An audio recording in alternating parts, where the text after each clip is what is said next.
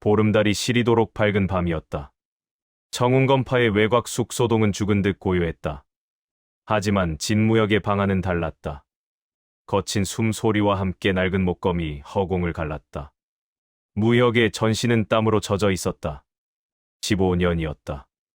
정운건파에 입문한 지 벌써 강산이 한 번 반이나 변했다. 동기들은 이미 내공을 쌓아 바위를 부수고 나무를 갈랐지만 무역의 단전은 여전히 마른 우물처럼 비어 있었다. 내공이 쌓이지 않는 기이한 체질. 그것은 축복받은 재능을 가진 그에게 내려진 가혹한 형벌이었다. 무역은 이를 악물었다. 오늘도 성과는 없었다. 목검을 쥔 손바닥이 까져 진물이 흘렀지만 통증조차 느껴지지 않았다. 마음속에 응어리진 무력감이 육체의 고통보다 훨씬 컸기 때문이다.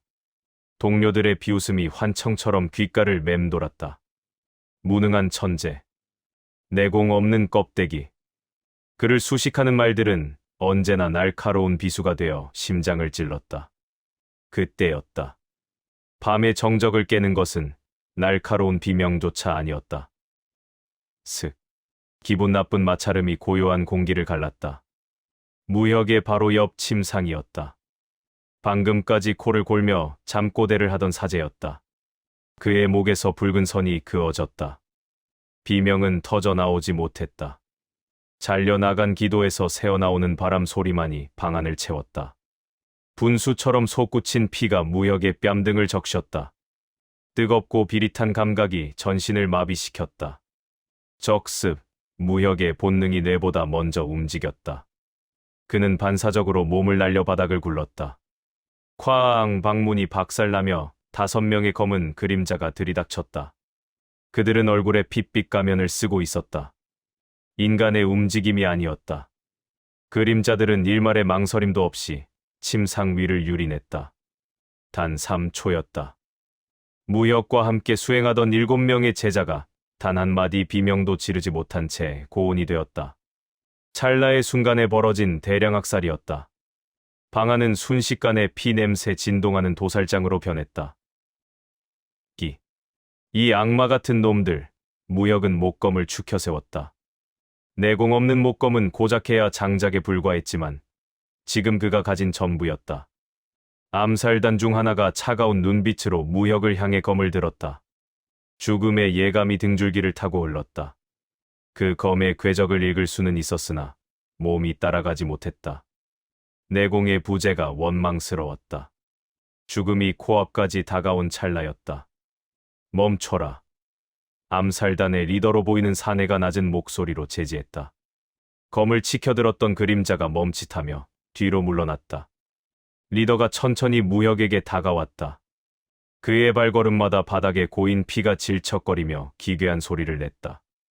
리더는 가면 너머로 무역을 뚫어지게 응시했다.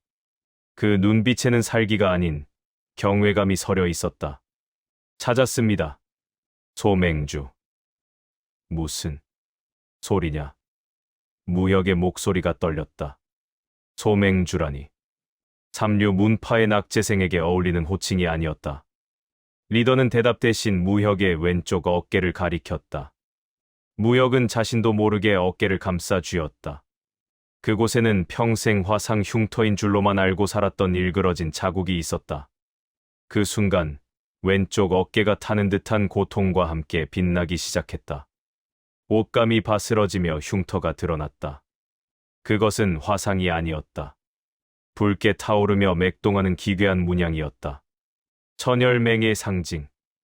만인을 공포에 떨게 했던 절대 마교의 인장이었다. 15년을 기다렸습니다. 맹주 혈천마 대인의 유일한 혈육이시여. 리더가 무릎을 꿇었다. 뒤따르던 4명의 그림자 역시 피바다 위에 몸을 굽혔다. 방금 전까지 동료들을 도륙하던 자들이 이제는 그에게 목숨을 바칠 듯 고개를 숙이고 있었다. 무역의 머릿속이 산산조각 났다. 아버지가 마교의 괴수 혈천마라고?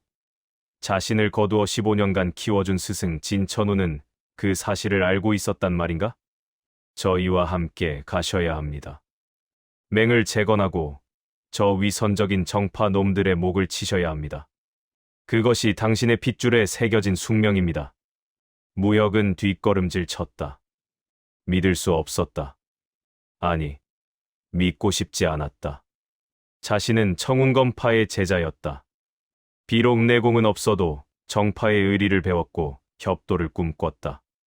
그런데 이제 와서 마두의 자식이라니. 그의 존재 자체가 정파의 수치이자 멸절의 대상이 된다는 뜻이었다. 무여가, 무슨 일이냐? 저 멀리서 청운검파 무인들의 함성과 횃불이 보였다. 암살단 리더는 무역의 손에 작은 흑색 옥패를 쥐어주었다. 이것이 당신의 운명입니다. 도망치려 하지 마십시오. 피는 결코 거짓말을 하지 않으니까요. 리더가 손을 휘젓자 연기처럼 암살단이 사라졌다. 그들이 떠난 자리에는 7구의 참혹한 시신만이 남았다.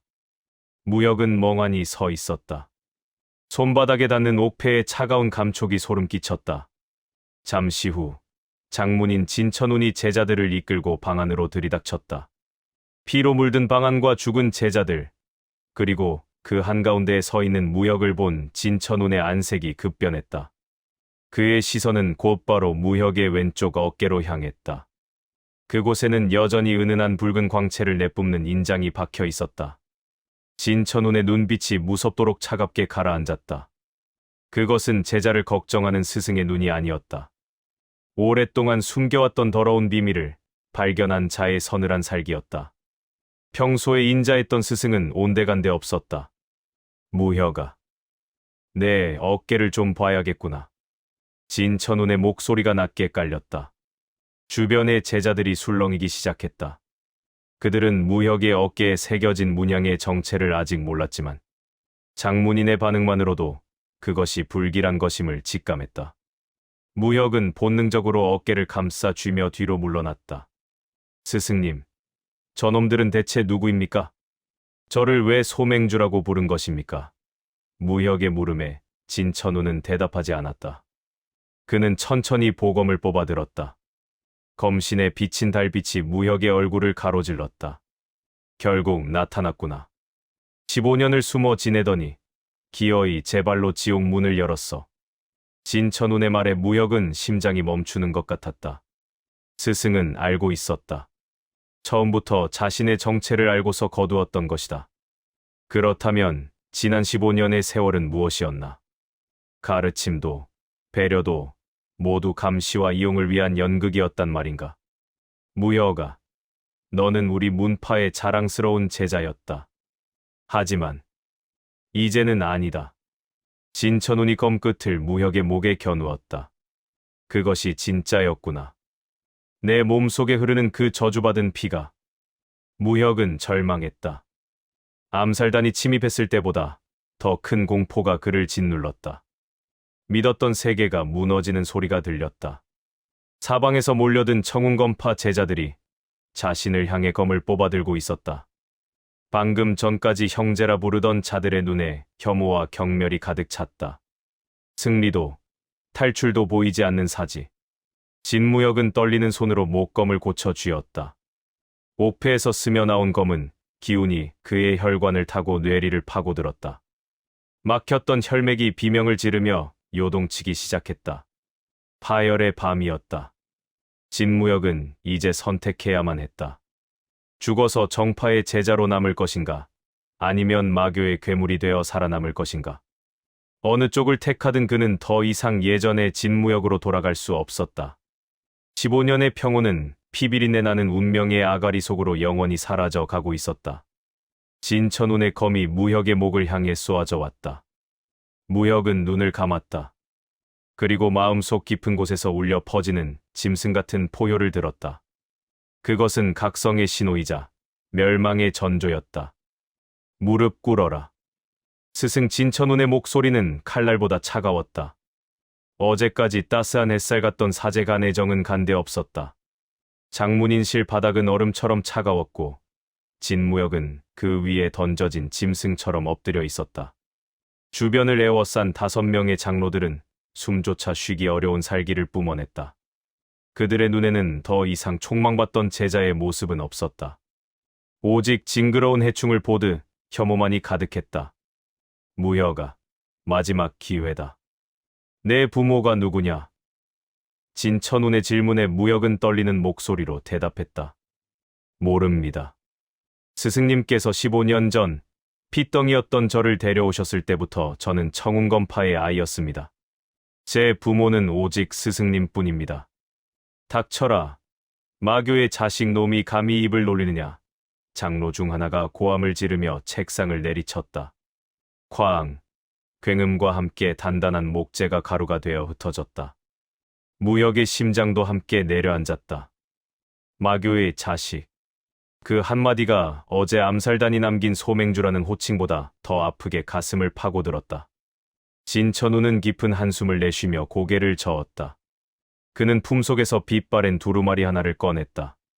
15년 전이었다. 정파 연합군이 천열맹을 토벌하던 날, 맹주 혈천만은 그곳에서 죽었다. 하지만 그의 아들은 어디론가 사라졌지. 내가 너를 발견한 곳은 피비린내 진동하던 천혈맹 본거지의 폐허였다. 장내에 무거운 침묵이 내려앉았다. 무역의 안색이 창백하게 질렸다. 자신이 마두의 자식이라는 사실이 스승의 입을 통해 확인되는 순간이었다. 나는 마두의 자식입니까? 그래서 저를 거두어 감시하신 것입니까? 무역의 물음에 진천우는 시선을 피했다. 대답 대신 장로들의 거친 목소리가 방안을 채웠다. 당장 처형해야 한다. 마교의 씨를 남겨두면 훗날 반드시 화근이 될 것이다. 그렇다. 어제 그 암살단 놈들이 다시 오기 전에 저놈의 목을 쳐야 한다. 죽음의 위협이 목전에 닥쳤다. 하지만 무역의 머릿속을 더 어지럽게 만든 것은 진천운이 폭로한 다음 진실이었다. 내가 15년 동안 내공을 쌓지 못한 이유를 아느냐? 혈천만은 죽기 전 내 몸에 강력한 혈맥봉인을 걸어두었다. 정파의 내공을 익히려 하면 할수록 그 기운이 봉인을 옥죄어 내 기혈을 틀어막았지. 하지만 진천운이 멈칫하더니 말을 이었다. 그 봉인은 오직 마공을 통해서만 풀린다. 정파의 길로는 평생 삼류 무인도 될 수 없지만 마도의 길을 걷는 순간 너는 누구보다 강력한 괴물이 될 것이다. 무역은 허탈한 웃음을 터뜨렸다. 15년간의 무력함, 잠을 줄여가며 휘둘렀던 목검, 그리고 자신을 비웃던 동료들의 시선. 그 모든 고통이 사실은 아버지라 불리는 자의 뒤틀린 사랑과 스승의 묵인 아래 이루어진 결과였다는 사실에 분노가 치밀었다. 그럼 제가 아무리 노력해도 안 됐던 것이 제 잘못이 아니었단 말입니까? 분노는 눈물이 되어 흘렀다. 하지만 그 눈물은 곧 말라붙었다. 장로들은 여전히 무역의 처단을 주장하며 진천운을 압박했다. 무역은 내 제자다. 태어난 것이 죄인가? 그가 무슨 악행을 저질렀단 말인가? 진천운이 드물게 소리를 높이며 장로들을 제지했다. 하지만 분위기는 이미 돌아선 뒤였다. 천열맹 잔당이 나타난 이상, 청운검파는 더 이상 무역을 품을 수 없었다. 결국 진천우는 무역을 지하 골방에 가두고 결정을 미루는 선택을 했다. 그것은 보호가 아닌 죽음을 늦추는 유예일 뿐이었다. 그날 밤, 좁고 습한 지하실에서 무역은 홀로 남겨졌다. 그의 손에는 암살단 리더가 건네준 흑색 옥패가 쥐어져 있었다. 분노와 배신감, 그리고 15년의 갈증이 그를 유혹했다. 정말 마공을 익히면 이 지옥 같은 무력함에서 벗어날 수 있을까? 한 번 시작하면 돌이킬 수 없다. 하지만 선택의 여지는 없었다. 내일이면 장로들에 의해 목이 잘릴 처지였다. 무역은 이를 악물고 옥패를 바닥에 내리쳤다. 챙그랑! 옥패가 산산조각 나며 그 안에서 끈적한 검은 연기가 피어올랐다. 연기는 마치 살아있는 생물처럼 무역의 입과 코를 향해 달려들었다. 숨이 막혔다. 얼음장 같던 전신에 불덩이가 떨어진 것 같은 고통이 시작됐다. 하지만 그 고통 뒤에 찾아온 것은 말로 표현할 수 없는 쾌감이었다. 15년간 굳게 닫혀있던 혈맥이 거친 파도처럼 요동치며 열렸다. 단 한 번도 느껴보지 못한 강대한 내공의 흐름이 전신을 휘감았다. 그것은 정파의 평온한 기운이 아니었다. 모든 것을 불태우고 파괴하려는 광포한 힘이었다. 이게 내공인가? 무혁이 주먹을 꽉 쥐자 보이지 않는 기운이 공기를 찢으며 벽에 깊은 자국을 남겼다. 압도적인 힘. 그가 그토록 갈구했던 강함이 금기의 문을 열자마자 쏟아져 들어왔다. 그때 소리 없이 창문이 열렸다. 보름달 그림자를 타고 한 여인이 방 안으로 스며들었다. 결색 가면을 벗어 던진 그녀의 얼굴은 차갑고도 아름다웠다. 어제 암살단을 이끌던 리더였다. 혈영이라 합니다. 소맹주. 여인은 무릎을 꿇으며 슬픈 미소를 지었다. 소맹주, 저희를 따라오십시오. 정운검파는 당신을 죽이려 할 뿐입니다. 위선적인 정파놈들은 결코 당신의 변화를 용납하지 않습니다. 무혁은 옆에 놓인 목검을 집어들었다. 목검은 이제 그의 손에서 검은 기운을 내뿜으며 전율하고 있었다. 나는 청운검파의 제자다. 너희 같은 마두들을 따라갈 리 없다. 과연 그럴까요? 곧 알게 되실 겁니다. 이곳이 더 이상 당신의 집이 아니라는 것을. 스승이라 믿었던 자가 당신에게 무슨 짓을 할지 지켜보십시오. 혈영은 한마디를 남기고 다시 연기처럼 사라졌다. 15년 전의 진실을 알고 싶으시다면 천열맹 본거지의 폐허로 오십시오. 그곳에 당신의 진짜 아버지가 남긴 유산이 있습니다. 무혁은 혼자 남겨졌다. 손안의 옥패 파편은 여전히 검게 빛나며 그의 단전을 뜨겁게 달구고 있었다. 밖에서는 자신을 죽이러 오는 무인들의 발소리가 들려왔다. 무혁의 눈이 핏빛으로 번뜩였다. 이제 그는 더 이상 청운검파의 낙제생이 아니었다. 핏줄 속에 잠든 마룡이 비로소 눈을 떴다. 식기는 차가웠고 밥알은 모래처럼 씹혔다. 진무혁이 식당에 들어서자마자 시끌벅적하던 공기가 단번에 얼어붙었다. 15년을 함께 밥을 먹고 잠을 자던 사제들이 약속이라도 한 듯 자리를 피했다. 비어있던 옆자리는 순식간에 거대한 절벽처럼 변했다. 무혁은 고개를 숙인 채 숟가락을 들었으나 손끝이 미세하게 떨렸다. 마두 자식, 갑자기 날아든 돌멩이가 무혁의 뒤통수를 때리고 바닥에 굴렀다. 이제 겨우 10살 남짓한 어린 제자였다. 아이의 눈에는 공포와 혐오가 뒤섞여 있었다. 무혁은 아픔보다 수치심에 입술을 깨물었다. 주변의 누구도 아이를 나무라지 않았다. 오히려 당연한 응징을 지켜보듯 싸늘한 침묵만이 감돌았다. 그때 누군가 무혁의 옆자리에 털썩 앉았다. 오빠, 괜찮아요. 소연화였다. 5년 전 문파에 들어온 뒤 줄곧 무혁을 따르던 유일한 후배였다. 15살 소녀의 맑은 눈동자가 걱정스럽게 무혁을 향했다. 주변 제자들이 경악하며 수군거렸다. 저 애가 미쳤나 보라며 마귀의 자식 곁에 앉다니 제정신이 아니라는 비아냥이 쏟아졌다. 연화야, 저리로 가거라. 너까지 곤란해진다. 무혁이 나지막이 말했지만 연화는 오히려 무혁의 밥 위에 반찬을 얹어주며 미소 지었다. 오빠가 누구 자식이든 상관없어요. 저한테는 그냥 무혁 오빠니까요. 얼어붙었던 심장 한 구석이 처음으로 뜨거워졌다. 모두가 등을 돌린 세상에서 유일하게 내밀어진 손길이었다. 하지만 무혁은 알지 못했다. 연화의 눈동자 깊은 곳에 숨겨진 계산기 두드리는 듯한 서늘한 안광을. 그날 밤 평온은 비명과 함께 박살났다. 쾅! 청운검파의 육중한 정문이 거대한 폭발과 함께 가루가 되어 흩어졌다. 어둠을 뚫고 혈색 가면을 쓴 무인들이 폭풍처럼 난입했다. 천열맹 잔당 20여 명. 그들의 선두에는 어제 보았던 여인, 혈영이 서 있었다. 소맹주를 모셔가겠다. 청운검파의 무인 50여 명이 즉각 대치하며 검을 뽑았다. 장문인 진천운이 앞장서며 일갈했다. 무혁을 데려가려거든 나를 먼저 넘어가라. 혈영이 비웃듯 입꼬리를 올렸다. 장문인, 당신이야말로 15년 전 우리 맹을 배신하고 정파놈들에게 길을 열어준 자 중 하나가 아니었습니까? 이제 와서 위선을 떠는 꼴이 가증스럽군. 진천운의 얼굴이 흉측하게 일그러졌다. 뒤에 서 있던 장로들이 의심스러운 눈빛으로 장문인의 등을 쳐다봤다. 불신이 싹트는 찰나 전투가 시작됐다. 혈영의 손이 허공을 가르자 붉은 기운이 뱀처럼 뻗어나갔다.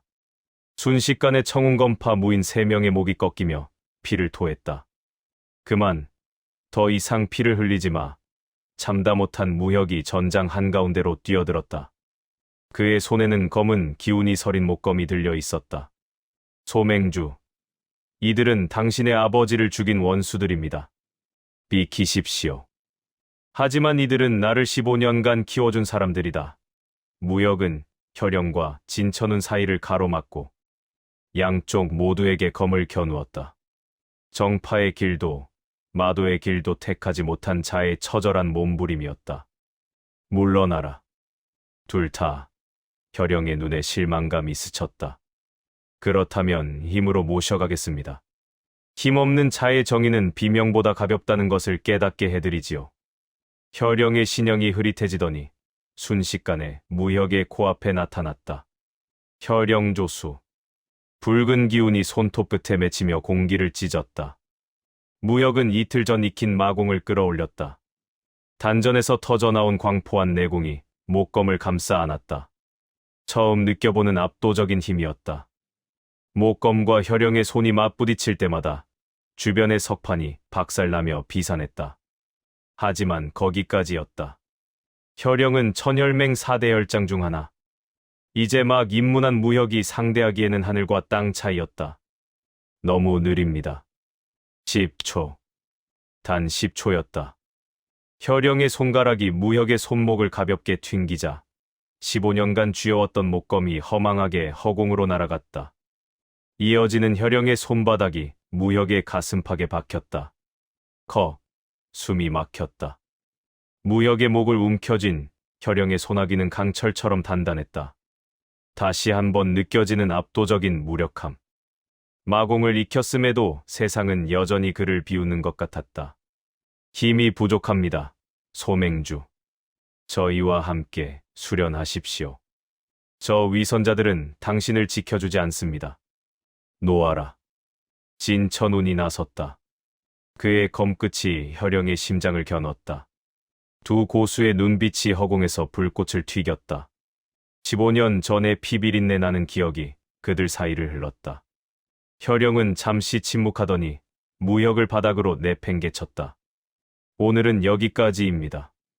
하지만 명심하십시오. 다음에는 누구도 막지 못할 것입니다. 천혈맹 잔당들이 연기처럼 사라졌다. 무혁은 바닥을 기며 거친 기침을 내뱉었다.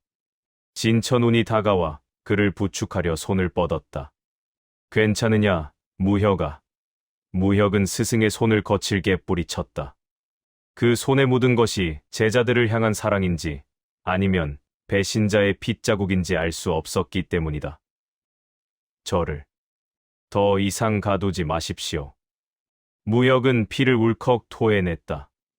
몸 안에서 정파의 내공과 새로 받아들인 마공이 서로를 뜯어먹으며 전쟁을 벌이고 있었다. 혈맥이 끊어질 듯한 고통 속에서 무혁은 사라지는 혈영의 마지막 말을 들었다.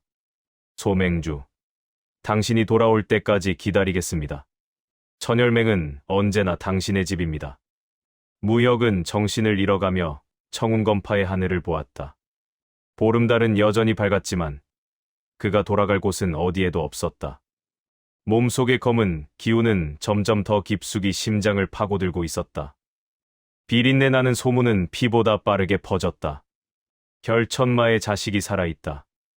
이 한마디에 고요하던 무림이 들끓기 시작했다. 화산파는 즉시 처형을 부르짖었고 소림사는 자비를 말하면서도 철저한 감시를 요구했다. 무림맹은 아예 이 기회에 혈천마의 자식을 미끼 삼아 천혈맹 잔당을 통째로 뽑아버리겠다는 계산을 마쳤다.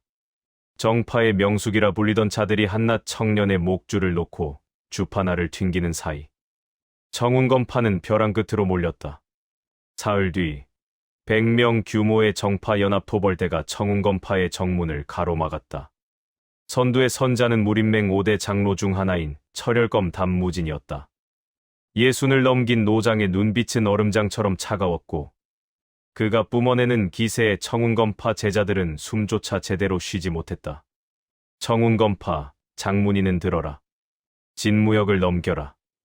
그러면 너희 문파는 무사할 것이다. 담무진의 최후 통첩에 진천운이 앞으로 나섰다. 그의 안색은 며칠 사이 몰라보게 수척해져 있었다. 무역은 내 제자요. 15년간 이곳에서 자란 아이를 사지로 밀어 넣을 수는 없소. 그렇다면 청운검파도 마교와 한패로 간주하겠다. 200년 역사를 한 명의 마두 자식을 위해 불태울 셈인가? 단무진의 서슬퍼런 위협에 청운검파 내부가 요동쳤다. 장로 5명 중 3명이 즉각 진천운을 압박했다. 장문인, 문파를 위해 결단하십시오. 15년 제자보다 200년 역사가 소중하지 않습니까? 태어난 것이 죄가 아니라고 하셨지만 그 존재 자체가 재앙입니다. 제자들 또한 둘로 갈라졌다. 소연어를 포함한 소수만이 무역의 편에 섰을 뿐 대다수는 공포에 질려 마두의 자식을 내놓으라며 고함을 쳤다. 믿었던 동료들이 자신을 향해 검끝을 세우는 광경을 지켜보며 무역은 단전 깊은 곳에서 뜨거운 무언가가 치밀어 오르는 것을 느꼈다. 직접 찾겠다. 수색하라. 단무지는 대답을 기다리지 않았다. 토벌대 무인들이 무력으로 청운검파의 경내를 유린하기 시작했다. 진천운이 막아서려 했으나 단무진의 서늘한 검기에 가로막혔다. 문파 무인들과 토벌대가 충돌하기 직전 지하 골방의 문이 부서지며 진무역이 스스로 걸어 나왔다. 그만하십시오. 무역의 목소리는 낮았지만 기이한 힘이 실려 있었다. 그는 자신을 향해 쏟아지는 경멸과 살기를 온몸으로 받아내며 진천운 앞에 섰다. 제가 나가겠습니다. 더 이상 문파에 피해를 주고 싶지 않습니다. 무역아, 안 된다. 나가면 죽음뿐이야.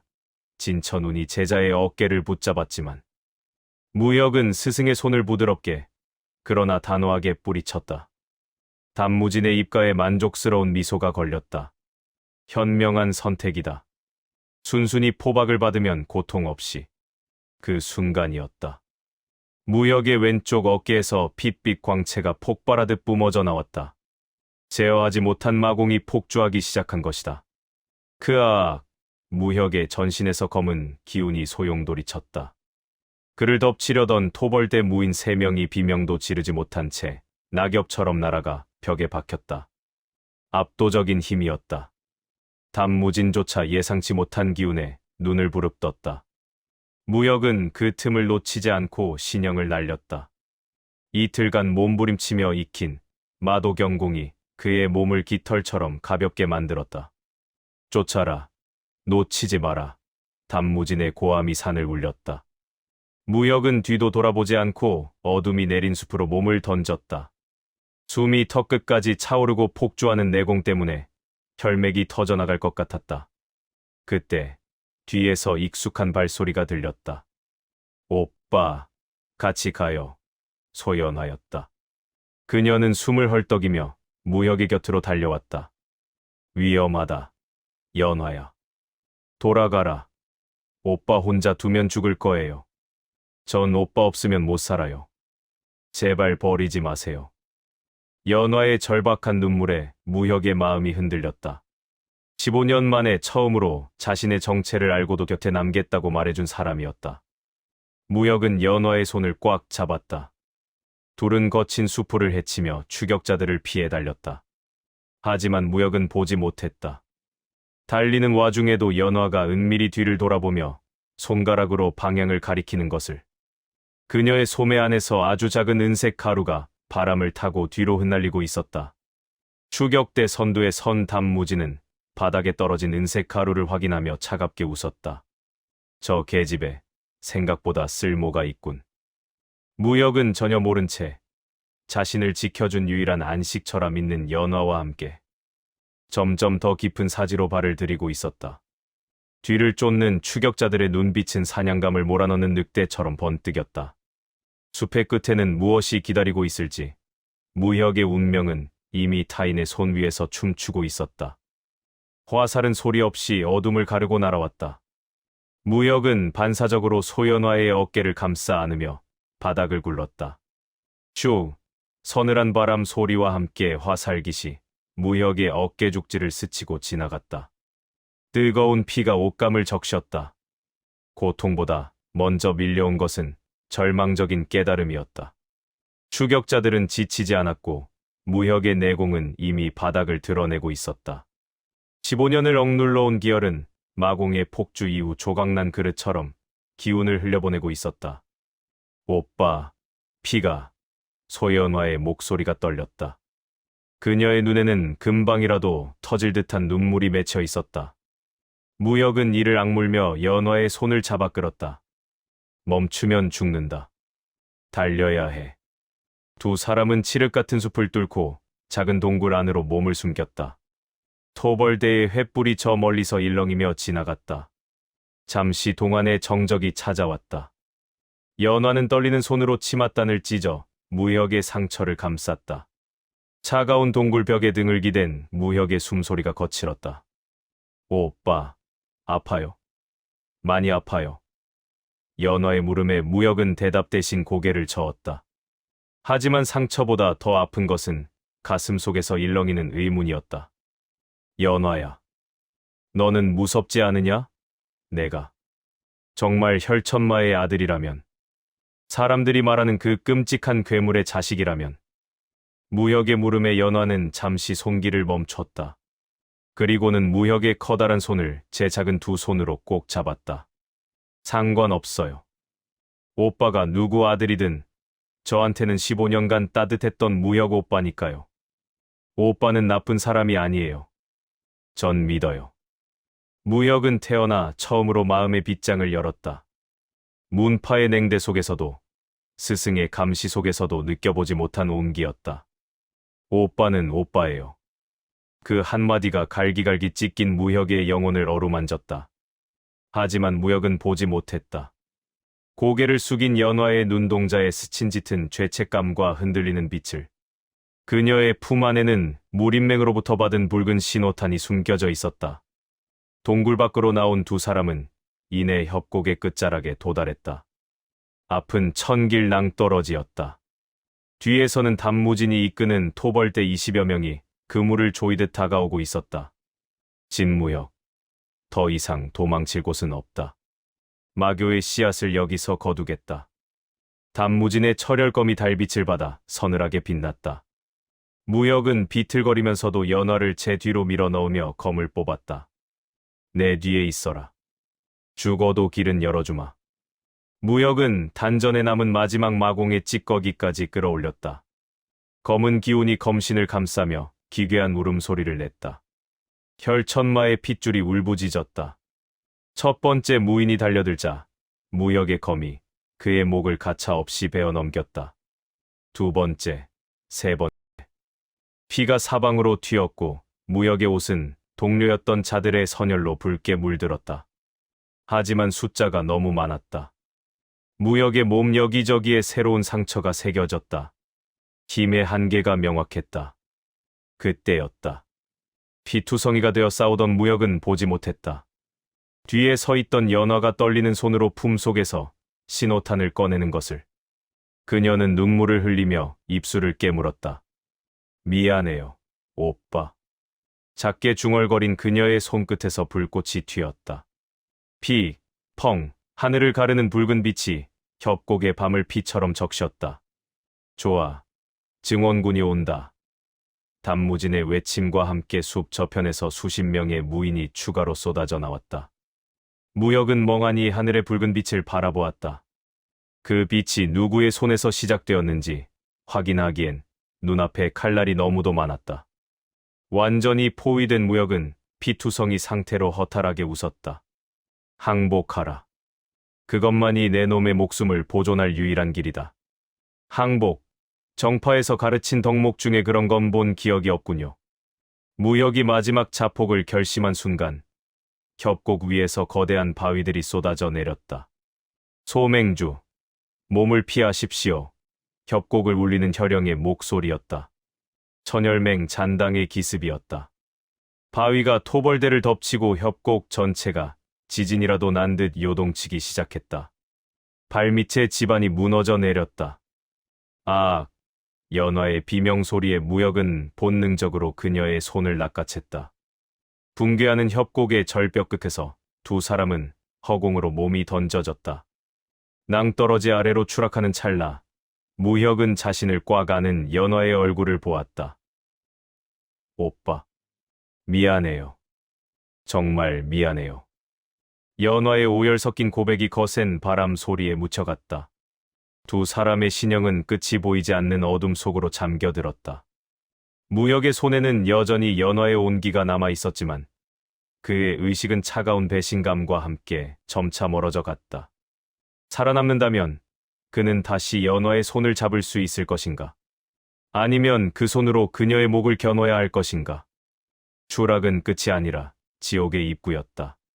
정신을 차렸을 때 진무혁은 썩은 물 냄새와 오래된 죽음의 향기가 진동하는 지하 공간에 처박혀 있었다. 전신의 뼈가 조각난 듯한 통증이 해일처럼 밀려왔다. 손가락 하나 까딱할 힘조차 없었다.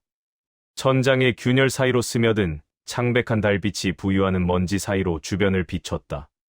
바로 옆에는 소연화가 미동도 없이 쓰러져 있었다. 무혁은 공포에 질려 그녀의 상태를 살폈다. 다행히 가슴팍이 미세하게 들썩이고 있었다. 연화야, 정신 차려라.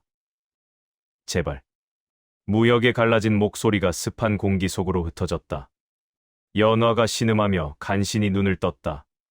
둘 다 중상이었으나 기적적으로 목숨은 붙어 있었다. 무혁은 벽을 짚고 비틀거리며 몸을 일으켰다. 주변은 온통 무너진 석재와 부러진 칼날들, 그리고 세월이 흘러 검게 변해버린 핏자국들로 가득했다.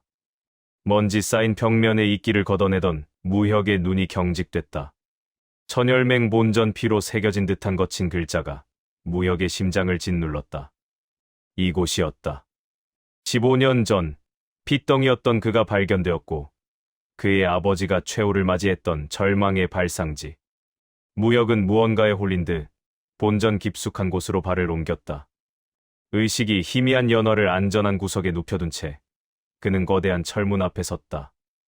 맹주실 문을 여는 순간 무혁은 숨을 멈췄다. 방 안은 기이할 정도로 정갈했다. 15년간 아무도 발을 들이지 않은 듯 모든 것이 그날의 시간을 멈춘 채 보존되어 있었다. 책상 위에는 빛바랜 종이 한 장이 놓여 있었다. 무혁은 떨리는 손으로 아버지가 남긴 마지막 문장을 읽어 내려갔다. 나의 아들에게. 나는 세상이 말하는 혈천마가 아니었다. 나의 본명은 백무진, 한때 정파의 기둥이었던 백가장의 적자였다.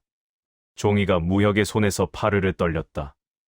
유서에는 20년 전에 참혹한 기록이 담겨 있었다. 정파 명문들이 힘의 균형을 깬다는 명목하에 단지 가문이 너무 강해졌다는 이유로 백가장을 조직적으로 멸문시켰다는 진실. 살아남기 위해 인간성을 버리고 마교의 힘을 빌려야만 했던 한 남자의 처절한 복수극이 그곳에 있었다. 복수는 결국 복수를 낳을 뿐이다. 아들아, 너는 평범하게 살아라. 그것이 내가 내 몸에 혈맥봉인을 걸어두고 정파의 문파에 너를 맡긴 유일한 이유다. 너만은 피의 굴레에서 벗어나길 바랐다. 아버지는 괴물이 아니라 피해자였어. 무혁의 머릿속이 산산조각 났다. 그가 15년간 배운 정파의 정의는 학살을 가리기 위한 위선이었고 그가 평생 혐오했던 마도의 아버지는 가족을 잃고 울부짖던 가련한 생존자였다. 그 순간 무혁의 가슴 속에서 잠자던 기운이 폭발하듯 맥동했다. 유서에 스며있던 아버지의 잔류 사념이 무혁의 단전과 공명했다.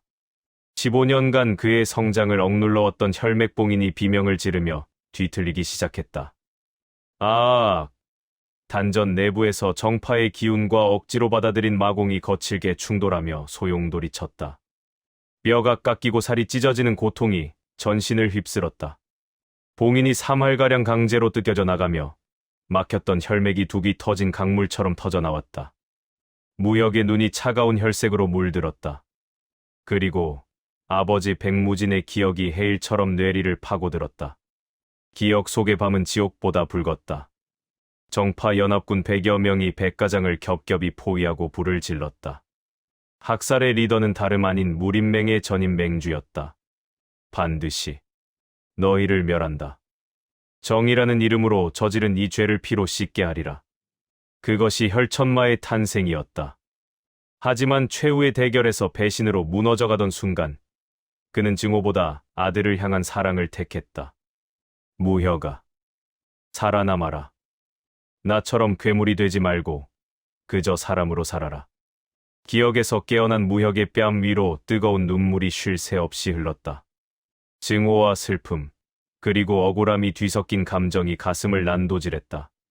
그토록 선망했던 정파가 자신의 가문을 도륙한 원수들이었다니. 아버지, 제가 어떻게 평범하게 살 수 있겠습니까? 무혁의 목소리가 지하 공간을 서늘하게 울렸다. 그때 본전 입구 쪽에서 소연화의 날카로운 비명소리가 들려왔다. 무혁은 본능적으로 방을 뛰쳐나갔다. 이게 누구냐? 쥐새끼처럼 절벽에서 떨어지고도 살아남은 놈이 있군. 어떻게 폐허까지 찾아냈는지 토벌대의 잔당들이 연화의 머리채를 휘잡고 있었다. 그녀의 가느다란 목에는 서슬퍼런 칼날이 겨눠져 있었다. 무혁의 전신에서 검은 안개와 붉은 기운이 기괴하게 뒤섞여 피어올랐다. 봉인이 3할 해제된 지금 그의 몸 안에는 15년간 억눌려온 거대한 마룡이 비로소 눈을 뜨고 있었다. 그 손, 당장 놓아라. 무혁의 목소리는 더 이상 인간의 것이 아니었다. 그의 발걸음 한 번에 폐허의 견고한 석판 바닥이 거미줄처럼 갈라지며 무너져 내렸다. 압도적인 살기가 지하 공간을 얼려버릴 듯 몰아쳤다. 죽음의 그림자는 늘 믿음의 등 뒤에서 가장 먼저 자라난다. 피비린내가 진동하는 폐허의 입구. 소연화는 차가운 흙바닥에 무릎을 꿇은 채 오열하고 있었다. 그녀를 에워싼 10명의 정파 무인들은 굶주린 늑대처럼 번뜩이는 검기를 내뿜고 있었다. 그들의 중심에서 철장 위무성이 비릿한 웃음을 지으며 연화의 머리채를 거칠게 휘잡았다. 계집애, 울음소리 한번 청처량하구나. 내가 쏘아올린 붉은 신호탄 덕분에 쥐새끼의 굴을 이리도 쉽게 찾았는데 이제 와서 무슨 눈물이냐? 제발, 제발 오빠만은. 오빠는 죄가 없어요. 연화의 절규의 위무성은 광소하며 그녀의 뺨을 거칠게 내리쳤다. 너 때문에 그놈이 죽는다는 걸 진정 모르느냐? 내가 보낸 신호가 그놈의 목줄을 죄는 올가미가 되었단 말이다. 이 가증스러운 것. 소연화는 대답하지 못한 채 바닥을 긁었다. 손톱 밑으로 흙과 피가 섞여 들어갔다. 그녀의 배신은 이미 완성되었고 그 대가는 사랑하는 이의 목숨이었다. 바로 그때였다. 본전의 깊은 어둠 속에서 지옥의 한기를 머금은 기운이 쏟아져 나왔다. 한 걸음. 무겁게 울리는 발소리에 위무성의 웃음이 멈췄다. 폐허를 감싸던 공기가 순식간에 얼어붙었다. 어둠 속에서 걸어나오는 진무역의 눈은 더 이상 인간의 것이 아니었다. 3할의 봉인이 풀린 핏줄은 그의 안구를 붉은 혈색으로 물들였고 전신에서는 검은 마귀가 폭풍처럼 휘몰아치고 있었다. 연화에게서 그 더러운 손때라. 무역의 목소리는 낮고 낮았지만 지하 공간 전체를 진동시킬 만큼 강력했다. 위무성은 본능적으로 침을 삼키며 뒷걸음질 쳤다. 그가 오랫동안 무림에서 닦아온 감각이 경고하고 있었다. 눈앞에 존재는 사람이 아니라 갓 깨어난 마룡이라는 것을. 진무혁, 기어이 마교의 괴물이 되었구나. 순순히 항복해라. 그러면 내 옆에 계집 목숨만은 살려주마. 위무성의 외침은 허망한 메아리가 되어 돌아왔다. 무역은 대답 대신 허리춤에 검을 뽑았다. 스릉. 검신이 뽑히는 소리와 함께 선열 같은 붉은 검기가 칼날을 감싸 안았다. 주변의 무인들은 공포에 질려 자신도 모르게 한 걸음씩 뒤로 물러났다. 마지막이다. 물러나라. 웃기지 마라. 고작 마공 따위로 무림의 정의를 이길 줄 알았더냐. 전원 공격하라. 위무성의 명령에 10명의 무인이 일제히 달려들었다. 사방에서 쏟아지는 검명과 도풍. 하지만 무역은 움직이지 않았다. 그는 그저 가만히 서서 달려드는 이들을 응시했다. 그리고 단 한 번 검을 휘둘렀다. 기술의 이름조차 필요 없었다. 압도적인 내공의 격차가 만들어낸 혈색의 횡소수였다. 쾅 공간을 찢는 파열음과 함께 부채꼴 모양의 붉은 검기가 대기를 가르고 나아갔다. 달려들던 무인 5명의 가슴팍이 동시에 터져나갔다. 그들은 비명조차 지르지 못한 채 바닥을 굴렀다. 가슴에 새겨진 깊은 검상은 뼈를 으깨고 장기를 태워버렸다. 위무성의 눈이 튀어나올 듯 커졌다. 검기. 내 놈의 나이에 어떻게 형체를 가진 검기를 발출한단 말이냐. 무역은 멈추지 않았다. 이어지는 두 번째 검은. 나머지 4명의 무인 역시 공중에서 꺾여 칠흑 같은 어둠 속으로 내동댕이 쳐졌다. 단 10초였다. 무림에서 산전수전을 다 겪었다는 정파의 정예 무인 10명이 단 2번의 휘두름 앞에 전멸했다. 홀로 남은 위무성의 손이 부르르 떨렸다. 검을 쥐고 있었지만 그것은 이제 막대기보다 무력해 보였다. 무역이 천천히 그에게 다가갔다. 발걸음마다 석판이 가루가 되어 흩날렸다. 너는 살려주마. 가서 단무진에게 전해라. 나는 더 이상 도망치지 않는다. 나를 찾고 싶다면 아버지가 흘린 피의 냄새를 따라와 보라고. 위무성은 검을 내팽개치고 어둠 속으로 도망쳤다. 무서운 속도로 멀어지는 발소리를 뒤로 한 채 무역은 떨고 있는 소연화에게 다가갔다. 핏빛으로 물들었던 그의 눈동자가 아주 잠시 예전의 따뜻함을 되찾으려 했다. 연화야, 괜찮으냐? 다친 곳은. 무역이 손을 뻗자 연화는 발작하듯 몸을 떨며 뒤로 물러났다. 그녀는 고개를 들지 못했다. 그 어깨의 떨림은 안도감이 아니라 뼈저린 공포와 죄책감이었다. 왜 그러느냐? 이제 다 끝났다. 내가 널 지켰어. 오빠. 미안해요. 정말 죽고 싶을 만큼 미안해요. 연화의 목소리가 바르르 떨렸다. 무역은 가슴 밑바닥에서 서늘한 기운이 올라오는 것을 느꼈다.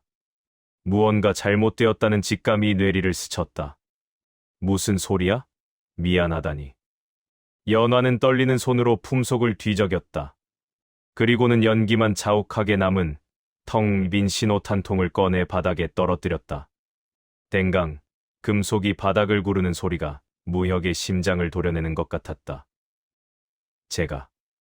제가 신호를 보냈어요. 토벌대에게 우리 위치를 알린 건 저였어요. 무역은 얼어붙었다. 전신의 피가 일시에 멈추는 것 같은 착각이 들었다. 가장 믿었던 사람, 세상 모두가 돌을 던질 때 유일하게 제 편이 되어주었던 소녀가 자신을 사지로 몰아넣은 장본인이었다. 너마저 나를 배신한 것이냐? 장문인님이. 진천훈 장문인님이 시키셨어요. 처음부터 오빠를 감시하고 만약 마귀를 드러내면 즉시 위치를 보고하라고. 제 가족을 인질로 잡고 계셨단 말이에요. 소연화는 바닥에 머리를 찌으며 오열했다. 하지만 무역의 귀에는 그 말보다 더 끔찍한 진실이 들려왔다. 스승님이, 장문인님이 너에게 그런 일을 시켰다고? 네. 장문인님은 처음부터 오빠를 믿지 않으셨어요. 15년 전 천열맹 토벌 때 가장 앞장서서 백가장을 도륙했던 분들 중 하나가 바로 장문인님이에요. 오빠를 거둔 것도 연민이 아니라 혹시 모를 마교의 재건을 막기 위해 곁에 두고 감시하려 했던 것뿐이에요. 오빠를 지키려던 게 아니라 죽일 타이밍을 노리고 계셨던 거예요. 무역은 비틀거리며 뒤로 물러났다. 15년의 세월이 머릿속에서 폭풍처럼 휘몰아쳤다. 인자한 미소로 머리를 쓰다듬어주던 스승, 형제처럼 지냈던 동료들, 그리고 매일 아침 건네주던 따뜻한 차. 그 모든 것이 아버지를 죽인 원수가 쳐놓은 거미줄이었고 그 끝에는 자신을 죽이기 위한 칼날이 숨겨져 있었다. 모든 것이 거짓이었다. 15년간 그가 쌓아온 정체성, 사랑, 우정, 정이라는 이름의 가치들이 단 한순간에 가루가 되어 사라졌다. 그는 그저 우리에 갇힌 짐승이었고 스승은 도살자였다. 오빠, 제발, 저를 죽여주세요. 제발. 연화가 기어와 무역의 다리를 붙잡으려 했다. 하지만 무역은 차갑게 그 손을 쳐냈다. 그의 눈에는 다시는 지워지지 않을 혈색의 안광이 서렸다. 오지 마라. 내 몸에 다시는 그 더러운 손 대지 마. 무역의 목소리에는 이제 슬픔조차 남아있지 않았다. 오직 타오르는 분노와 끝을 알 수 없는 공허만이 자리를 잡았다. 인간으로서의 진무역은 이 폐허에서 죽었다. 이제 남은 것은 뒤틀린 숙명을 짊어진 마교의 후예뿐이었다. 그때 무너진 천장 위에서 나른하고도 서늘한 목소리가 들려왔다. 소맹주, 이제야 진실을 마주하셨습니까? 인간의 위선은 그토록 역겹고도 달콤한 법이지요. 혈령이었다. 그녀는 어느새 30명의 천열맹 잔당을 이끌고 폐허의 잔해 위에 군림하고 있었다. 그녀의 눈빛은 무역을 조롱하는 것이 아니라 마침내 제자리를 찾은 왕을 환영하는 신하의 그것이었다.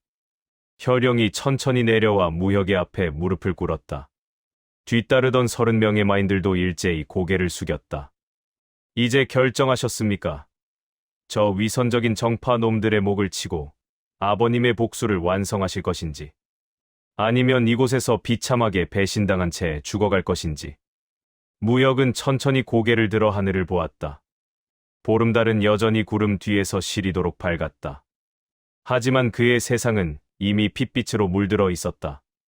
무역은 제 뺨에 흐르던 눈물을 거칠게 닦아냈다. 그래, 결정했다. 무역의 선언과 함께 그의 전신에서 거대한 마귀가 용트림하며 하늘로 솟구쳤다. 그것은 새로운 전쟁의 시작이자 무림 전체를 피해 폭풍으로 몰아넣을 재앙의 서막이었다. 무역은 뒤돌아보지 않고 혈령이 이끄는 어둠 속으로 발을 내디뎠다. 뒤에서 들려오는 연화의 애처로운 곡소리는 이제 그의 심장에 닿지 않았다. 운명은 가장 가혹한 순간에 왕관을 내민다. 진무역은 피비린내 진동하는 천열맹 본전의 폐허 중심에 섰다.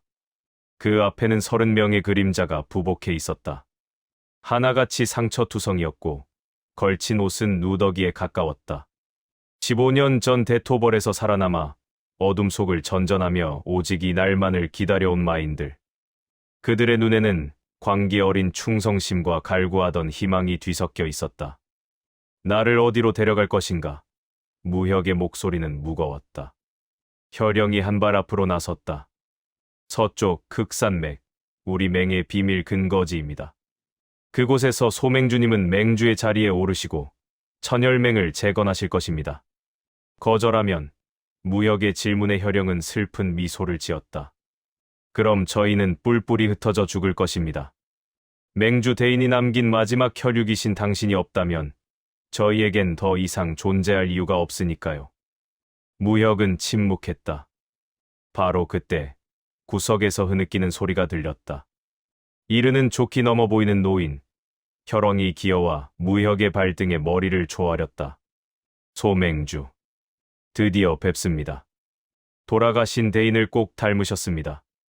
노인의 눈물이 무역의 신발을 적셨다. 무역은 본능적으로 거부감을 느꼈다. 나는 아버지가 아니다. 나는 그저 진무역일 뿐이다. 하지만 당신의 몸속에는 대인의 혈육이 흐릅니다. 저희에겐 그것만으로 충분합니다. 당신이 계셔야 우리가 숨을 쉽니다. 30명의 잔당들이 일제히 땅에 머리를 박았다. 쿵 소리가 지하 공간을 울렸다. 무역은 깨달았다. 이들에게 자신은 한 명의 인간이 아니라 무너진 세상을 다시 세울 유일한 신성이라는 것을. 그 절망적인 눈빛들이 무역의 어깨를 무겁게 짓눌렀다. 소맹주, 저 계집애는 어찌하시겠습니까? 혈령이 손짓하자 포박된 채 소연화가 끌려왔다. 잔당들의 눈빛이 순식간에 살기로 번뜩였다. 배신자입니다. 처형해야 합니다. 저 계집 때문에 우리가 사지로 몰렸습니다. 목을 쳐서 대업의 제물로 삼으소서. 연화는 고개를 숙인 채 아무런 항변도 하지 않았다. 그저 굵은 눈물방울만을 바닥에 떨어뜨릴 뿐이었다. 무역은 그녀를 물끄러미 바라보았다. 그녀 역시 위선적인 정파의 소모품이었고 가족을 인질로 잡힌 가련한 희생양이었다. 풀어줘라.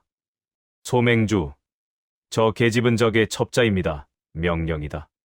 풀어줘라. 그녀도 이용당했을 뿐이다. 죽일 필요는 없다. 혈령이 마지못해 연화의 포박을 풀었다. 연화는 바닥에 주저앉아 흐느꼈다. 무역은 그녀에게 다가가 차갑게 덧붙였다. 하지만 함께 갈 수는 없다. 돌아가라. 너와 나의 인연은 여기까지다. 오빠, 미안해요. 정말. 그때였다. 본전 입구 쪽에서 정탐꾼 하나가 비명을 지르며 달려들어왔다.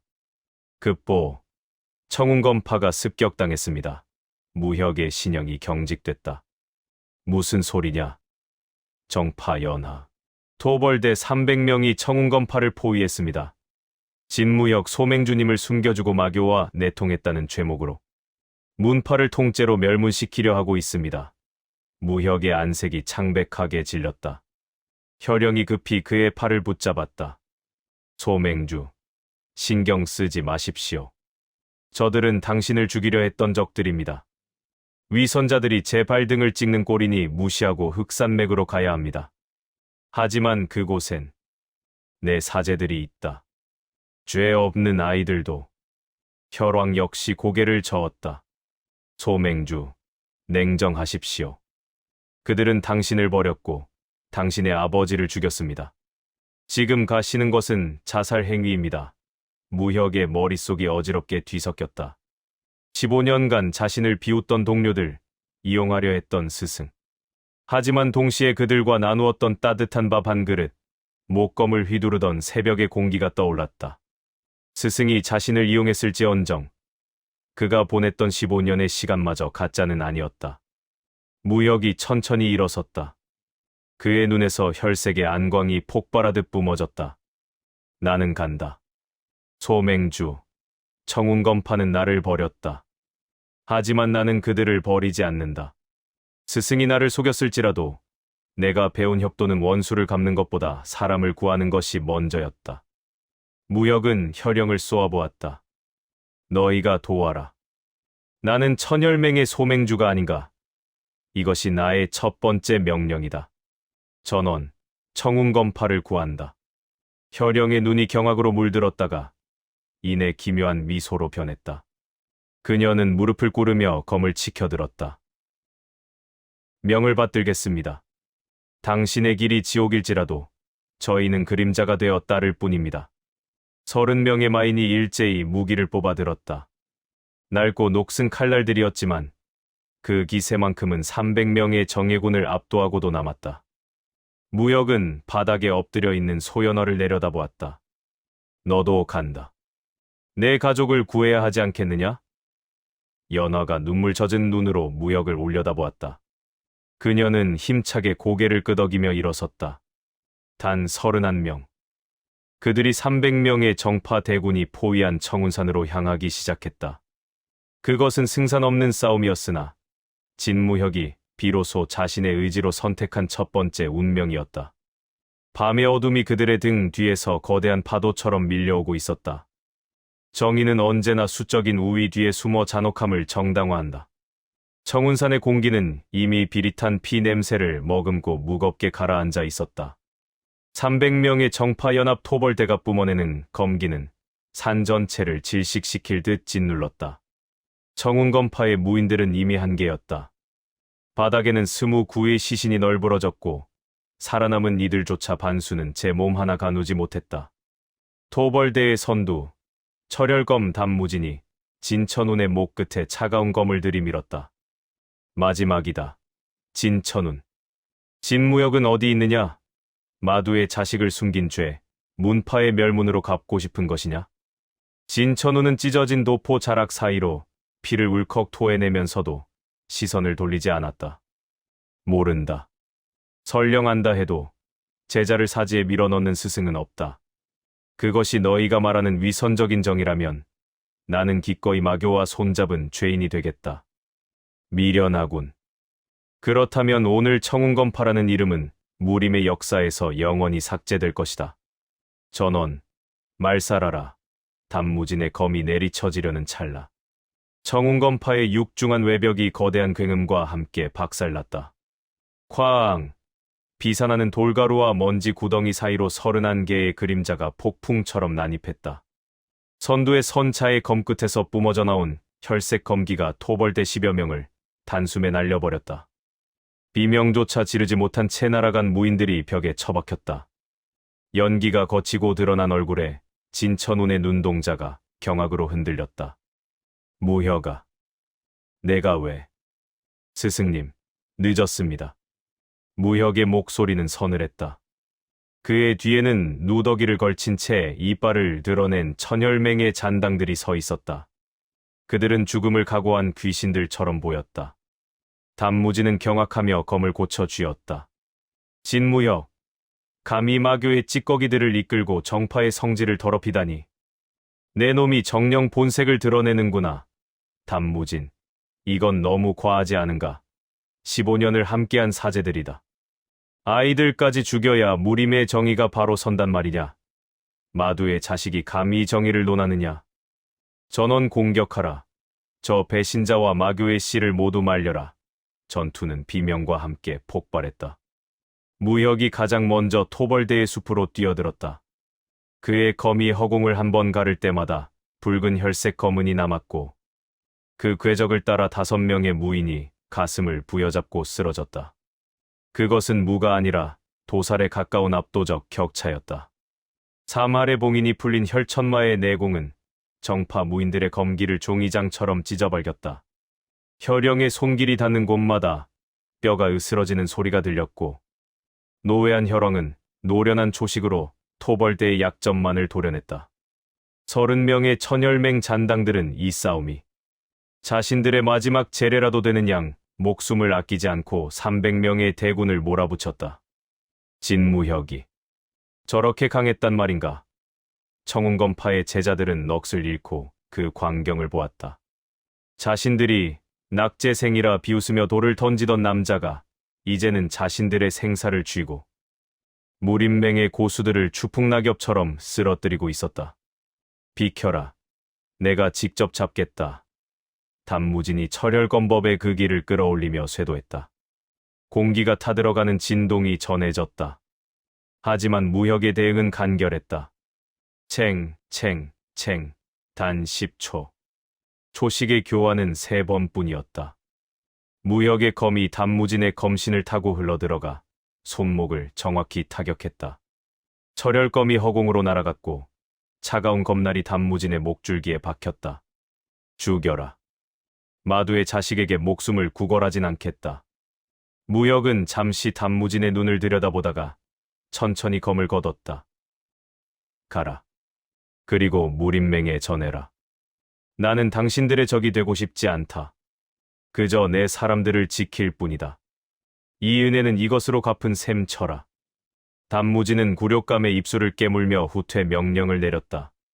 토벌대가 썰물처럼 빠져나갔고 청운검파에는 기묘하고도 무거운 정적이 감돌았다. 구원받았다는 안도감보다 괴물이 되어 돌아온 무역에 대한 공포와 이질감이 그들 사이를 가로막았다. 진천운이 비틀거리며 무혁에게 다가왔다. 무혁아, 정말 돌아왔구나. 이 스승이 너를. 무혁은 시선을 피했다. 그의 눈은 더 이상 예전의 따뜻한 제자의 눈이 아니었다. 저는 그저 빚을 갚으러 왔을 뿐입니다. 이제 청운검파와 저의 인연은 이것으로 끝입니다. 무혁아, 나를 봐라. 내가 오해하고 있는 것이 있다. 연화를 시켜 너를 감시하게 한 것은 너를 해치려 함이 아니라. 그만하십시오. 더 이상 그 위선적인 변명을 듣고 싶지 않습니다. 무혁의 포효에 진천운이 멈칫했다. 15년의 세월이 진짜였다면 왜 저를 믿지 못하셨습니까? 왜 제 아버지를 죽인 원수이면서도 자비로운 스승의 가면을 쓰고 저를 기만하셨습니까? 당신이 가르친 협도가 제자를 족쇄에 채워 감시하는 것이었습니까? 진천우는 입을 다물지 못했다. 그의 눈에 서린 것은 진심 어린 자책이었으나 이미 배신의 상처가 깊은 무역에게는 그마저도 징그러운 기만으로 보였다. 무역은 차갑게 등을 돌렸다. 스승님, 아니 장문인, 안녕히 계십시오. 다음 재회는 전장일 것입니다. 무역이 산문을 나서려던 그 순간 하늘에서 날카로운 울음소리와 함께 전서구 한 마리가 내려앉았다. 단무진이 퇴각하며 날린 긴급 서신에 대한 무림맹의 즉각적인 답신이었다. 무역의 손에 들린 서신에는 핏빛 낙인이 찍혀 있었다. 긴급 명문 진무역, 천혈맹 소맹주로서 무림 전체의 안위를 위협하는 무림공적 1호로 명명함. 정파 무림은 즉시 그를 포착하여 멸할 것을 명하며 그를 돕는 자 역시 마도로 간주하여 처단한다. 무역은 서신을 천천히 지시겨 가루로 만들었다. 입가에 비릿하고도 처연한 웃음이 걸렸다. 결국 돌아갈 수 없는 길로 나를 밀어넣는군. 진무역은 이제 더 이상 갈등하지 않았다. 그가 내딛는 발걸음마다 검은 마기가 땅을 검게 물들였다. 뒤돌아본 청운산의 전경은 이제 그에게 한낱 타오르는 연기처럼 멀게만 느껴졌다. 15년의 제자 진무역은 죽었다. 이제 남은 것은 세상을 피로 물들일 천혈맹의 소맹주뿐이었다. 전설의 마두가 탄생한 순간이었다. 맹주의 관은 피로 씻어낸 자의 전유물이다. 극산맥의 심장부, 천혈맹의 비밀 근거지는 차가운 침묵에 잠겨 있었다. 3일 전에 사투에서 살아남은 25명의 마인들이 무릎을 꿇었다. 그들의 중심에 선 진무역은 피로 물든 소매를 내려다보았다. 손에 쥐어진 것은 권력이 아니라 억지로 떠맡겨진 저주였다. 나는 준비가 되지 않았다. 무역의 나지막한 고백에 혈영이 단호하게 답했다. 준비는 무덤에서나 하는 것입니다. 소맹주. 당신은 우리 천혈맹의 유일한 심장이자 정파의 위선을 도려낼 칼날입니다. 이제 그 칼을 뽑으십시오. 무역은 입술을 깨물었다. 협도를 꿈꾸던 청년은 죽고 이제는 만인의 적이 되어야 하는 운명. 그가 입을 떼려는 찰나 근거지의 외곽 경보가 비명처럼 울려 퍼졌다. 쾅! 결계가 박살나며 누군가 내부로 난입했다. 도끼와 검을 든 천혈맹 무인들이 즉각 살기를 뿜어냈으나 난입한 인물은 단 한 명이었다. 피투성이가 된 채 비틀거리는 노인, 진천운이었다. 진천운, 내 놈이 감히 이곳을.